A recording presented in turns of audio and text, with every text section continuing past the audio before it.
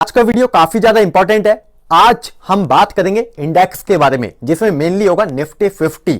Nifty 50 almost अपने high से यानी 18,600 का हाई बनाया था अभी कुछ महीनों पहले।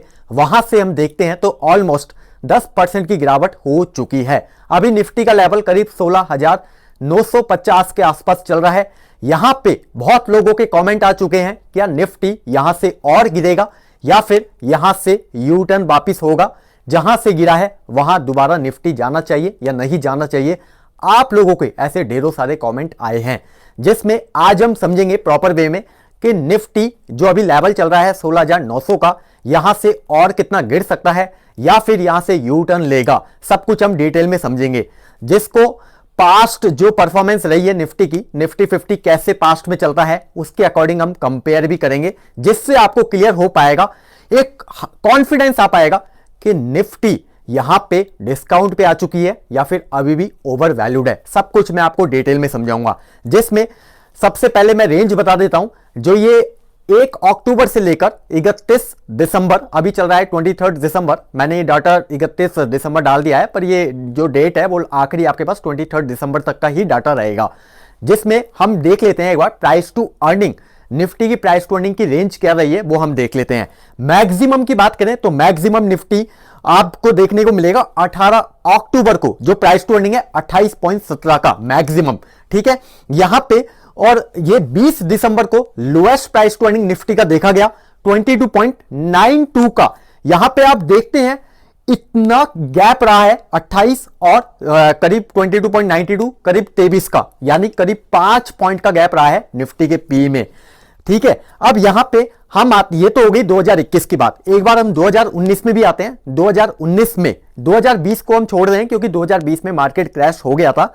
2020 को एक बार हम इग्नोर मार देते हैं क्योंकि 2020 कोविड वाला समय था, कोविड टाइम था, वहां पे मार्केट में रिकवरी भी आई थी काफी तेज, तो एक बार आप उसको छोड़ दीजिए। यहां पे और पास्ट पुराना हम देखते हैं, पास्ट ट्रैक रिकॉर्ड 2019 में आते हैं, तो 2019 में वही टाइम पीरियड हम ले लेते हैं 1 अक्टूबर से लेकर 31 दिसंबर, जहां पे मैक्सिमम प्राइस टू अर्निंग 30 दिसंबर 2019 को देखा गया था, जिसका प्राइस टू अर्निंग था 28.50 का, ठीक है। और जबकि ये 2021 वाले में भी 18 अक्टूबर को मैक्सिमम प्राइस टू अर्निंग कितना बताया मैंने 28.17, और 2019 में भी 28.5 पे था। और लोएस्ट की बात करें तो 7 अक्टूबर 2019 को lowest price to earning Nifty ने बनाया था 25.5 का, यानी 25.5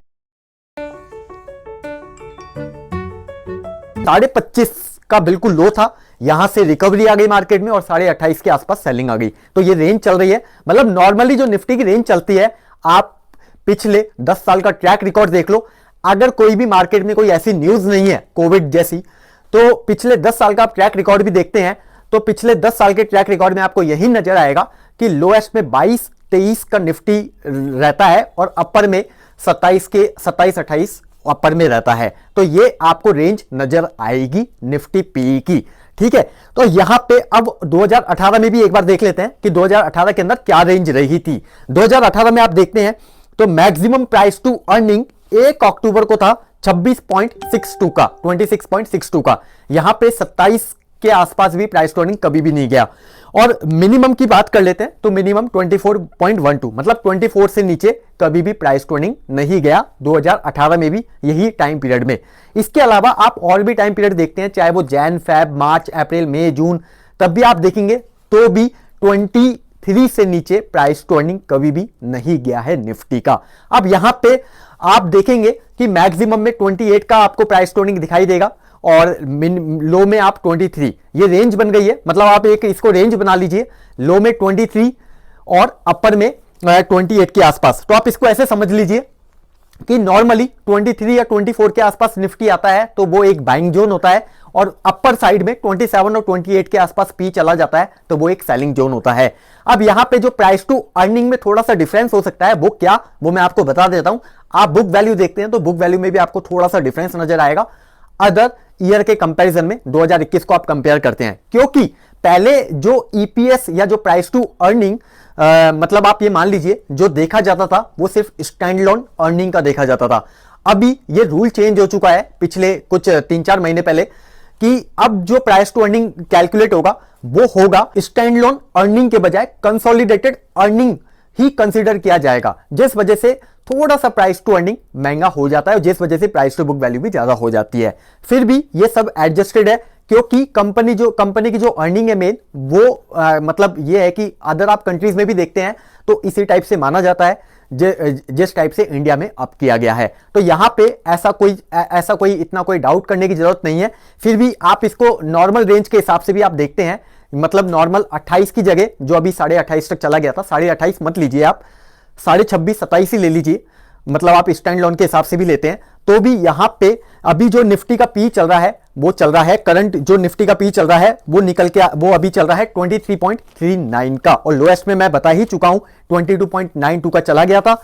अब यहां पे ये जो रेंज मैंने आपको बताई दी, ये जो 23-24 के आसपास बाइंग जोन होता है और 27-28 के आसपास सेलिंग जोन हो गया, मतलब 27-28 जैसे ही आता है वहां पे ओवरबोट हो जाता है, जिस वजह से मार्केट की गिरने की संभावना बहुत ज्यादा होती है। और यहां पे जो 23-24 का जो जोन है पी का, यहां पे मार्केट क्या होता है, ओवरसोल्ड जोन हो जाता है, यहां पे बाइंग अपॉर्चुनिटी आ जाती है, चाहे वो फंड के द्वारा हो चाहे वो रिटेल इन्वेस्टर्स के द्वारा हो। अब यहां पे अगर इससे नीचे प्राइस टोनिंग जाता है, जैसे 23 से भी नीचे प्राइस टोनिंग चल जाता है, तो वहां पे क्या होता है, अगर या तो कोई ऐसी न्यूज है, बहुत गंदी न्यूज आने वाली हो कोविड जैसी, जिस वजह से मार्केट और ज्यादा करेक्ट हो सकता है, ठीक है, या तो ऐसा कुछ हो तो ही मार्केट टूटेगा, जैसे आप इसमें देखते हैं कोविड-19 में, तो ही ये एक कारण है, नहीं तो इसके अलावा कोई भी कारण नहीं है। अगर इससे नीचे गलती से भी नीचे चल जाता है तो मार्केट में बहुत तेज रिकवरी देखी जाती है, बहुत फास्ट रिकवरी आती है। तो यहां पे बिल्कुल अभी जो मार्केट चल रहा है बिल्कुल लोएस्ट पे चल रहा है। और यहां पे सबसे पहली चीज और सबसे प्लस पॉइंट मैं आपको समझाता हूं। सबसे पहले एक बार हम ईपीएस निकाल लेते हैं। जो निफ्टी 50, जो निफ्टी के अंदर जो 50 कंपनी है वही निफ्टी को ऊपर पहुंचाती है और वही निफ्टी को नीचे पहुंचाती है। अगर उनकी अर्निंग, ठीक है, अगर उनके अंदर अर्निंग आएगी, उनके अंदर निफ्टी 50 की अगर एवरेज अर्निंग भी पॉजिटिव आ रही है तो निफ्टी को ऊपर ही जाना है। अगर निफ्टी 50 की एवरेज अर्निंग, मान लीजिए किसी कंपनी की अर्निंग है, ठीक है, वो नेगेटिव आई, किसी की पॉजिटिव आई, ऐसे ओवरऑल नेगेटिव आती है तो ऑटोमेटिकली जो पी होता है वो महंगा हो जाता है और जिस वजह से मार्केट करेक्ट होता है। अगर ओवरऑल निफ्टी 50 मतलब जो 50 कंपनी ओवरऑल अर्निंग किसी की कम किसी की ज्यादा करके भी पर प्लस में ही अर्निंग आती है तो मार्केट ऑटोमेटिकली अंडर वैल्यूड हो जाता है और पी ऑटोमेटिकली डाउन चला जाता है, जिस वजह से मार्केट को अप जाना पड़ता है। ये नियम चलता है। अब इसमें आप कैसे समझेंगे, अब इसमें ऐसे समझिए आप, सबसे पहले हम अर्निंग पर शेयर निकाल लेते हैं निफ्टी 50 कंपनीज की। आज निकाल लेते, ठीक है। आज की क्लोजिंग है 16,955 और आज का प्राइस टू अर्निंग है 23.39, जिसको हम डिवाइड कर देते हैं 16,955 डिवाइडेड बाय 23.39, तो ऑटोमेटिकली जो ईपीएस है वो निकल के आता है 724.88, 724.88 रुपीस का। ये हो गया निफ्टी 50 कंपनीज का। अब ये दिसंबर वाला क्वार्टर एंड होने वाला है। अब दिसंबर वाला क्वार्टर जैसे ही एंड होगा, ठीक है, यहां पे निफ्टी 50 कंपनीज की अर्निंग आना स्टार्ट हो जाएगी और निफ्टी 50 कंपनीज की जैसे ही अर्निंग आना स्टार्ट होगी तो ऑन एवरेज ये लग रहा है 10-12% आनी चाहिए अर्निंग कम से कम। तो यहां पे आप मान लीजिए एक बार केस नंबर फर्स्ट 10%, किसी की ज्यादा आती है, कोई 20% से ग्रो कर रही है कंपनी, कोई 5% से ग्रो कर रही है, कोई 7% से ग्रो कर रही है। मान लेते हैं 10% से निफ्टी 50 कंपनी की अर्निंग ग्रोथ होती है तो अभी जो कंपनी का करंट ईपीएस चल रहा है वो चल रहा है 724.88 पैसा, यानी अप्रोक्सीमेटली मान लीजिए आप 725। यहां पे जो 725 है, यहां पे 10% से अगर निफ्टी 50 की कंपनी ग्रो करती है तो ये 725 का दिसंबर के बाद जैन के अंदर ये हो जाएगा 72 और प्लस कर लीजिए 797 का ईपीएस हो जाएगा, जिसको आप मल्टीप्लाई करते हैं। जो अभी प्राइस टू अर्निंग चल रहा है वो चल रहा है 23.39 का, जबकि ये तो बहुत कम है। मतलब ये तो एक अच्छी अपॉर्चुनिटी है, इससे आप मल्टीप्लाई करते हैं, इससे भी मतलब इस आप भले ही यही प्राइस टू अर्निंग रहने दीजिए, ठीक है, निफ्टी 50 का ईपीएस 797 हो जाएगा, जिसको यही प्राइस टू अर्निंग भी रहता है तो निफ्टी 50 की वैल्यू निकल के आती है 18,641, ठीक है। ये जैन के अंदर पॉसिबिलिटीज है, मतलब जैन में आपको अगर यही प्राइस टू अर्निंग रहता है तो भी मार्केट किसी भी हाल में आपको 18,600 के लेवल पे दिखना चाहिए, ऐसा ये बताता है। इसके साथ साथ केस नंबर सेकंड, अगर निफ्टी 50 कंपनीज 15% से ग्रो करती है ऑन ऑल एवरेज तो यहां पे 725 जो करंट ईपीएस चल रहा है निफ्टी 50 का, इसको प्लस कर देते हैं 108 तो टोटल निकल के आता है 33 ईपीएस हो गया, जिसको मल्टीप्लाई करते हैं करंट पी से, वही करंट पी, तो इसका 23.39 से मल्टीप्लाई करते हैं तो 19,983 यानी करीब 20,000 निफ्टी की वैल्यू निकल के आती है। तो आप ये सोचिए अगर 24 का पी 25 का पी जाएगा तो निफ्टी की वैल्यू क्या हो सकती है। 15% मत लीजिए आप, 10% ले लीजिए। 10% भी अगर अर्निंग बढ़ती है और बढ़ेगी, 100% बढ़ेगी, ठीक है, 10% ऑन ऑल एवरेज निफ्टी 50 की कंपनीज की अर्निंग आएगी ही, ऐसा नहीं है नहीं आएगी, ठीक है, ऐसा कोई कारण ही नहीं है जो 10% से भी निफ्टी 50 की कंपनी नहीं अर्निंग देगी ऑन ऑल एवरेज, ठीक है।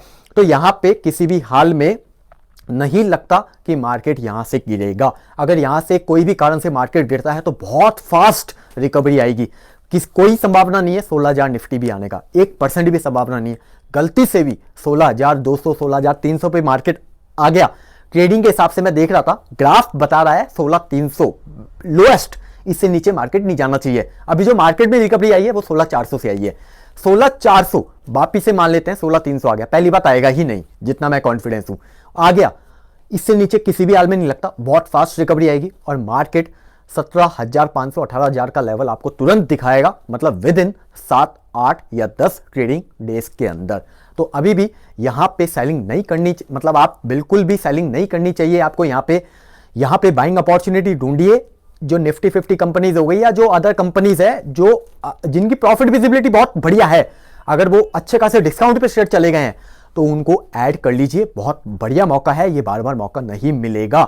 जो कंपनी जिनमें प्रॉफिट विजिबिलिटी अच्छी है, जिनमें प्रॉफिट विजिबिलिटी नहीं है, अर्निंग विजिबिलिटी आपको दिखाई नहीं देती, उन कंपनी को इग्नोर मारिए, भले ही निफ्टी 20,000 चल जाए, उनका शेयर डाउन नहीं जाना है।